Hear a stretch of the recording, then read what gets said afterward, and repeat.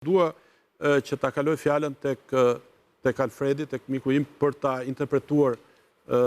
idetë që shprehu profesor Fëçkovski. Ai aty shprevi një grup shumë ide, midis tjerave tregoj që njeriu ka të drejtë të evoluojë, tha, në mendimet e veta, duke patur parasysh veten e vet, përqendrimet e veta. Unë mendoj që sjelljet e tij kur ka qenë fillimi i krijimit të Maqedonisë, kanë qenë të lidhura pak dhe me atë etnocentrizmin ose idenë që shteti shihoni dhe shqiptarët shikoheshin si të nënvlerësuar nga shteti i Maqedonas për peshën e tyre specifike që duhet të kishin, por me kalimin e kohës edhe për shkak të ndikimit të faktorëve ndërkombëtar, shqiptarët filluan të arrisnin peshën. Megjithatë ka pasur një reagim dhe një konservatorizëm shumë të fortë nga ana e maqedonasve, dhe këtu ndoshta Fëçkovski mendoj unë që nuk kishte drejt kur tha që rebelimi dhe kryengritja e shqiptarëve në vitin 2001 nuk ishte nevojshme, tha ai, kurse në fakt marrëveshja e Ohrit ishte ajo që nëpërmjet forcës dhe ndërhyrjes së ndërkombëtarëve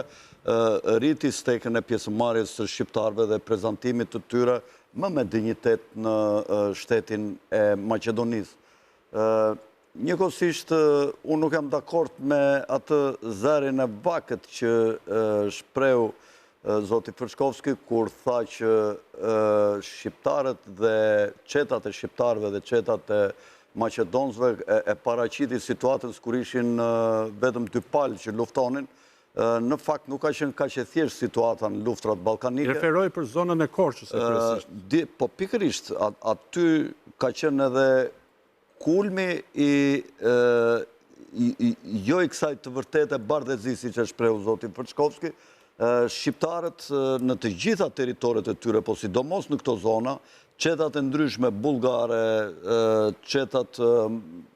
slavo-maqedonse, kanë luftuar edhe kundër turqëve, luftë të cilën e hapën shqiptarët me kryengritjet e tyre në vitin 1911-1912, dhe mbas shpalljes së luftës nga Malizi, maqedonësit dhe bullgarët edhe grekët e kthyen luftën kundër Turqisë, e kthyen dhe në një luftë për të nënshtruar dhe për të bërë genocid mbi territoret ku ndanin ato mazhorancat e tyre në zonat e ndërmjetme, një luftë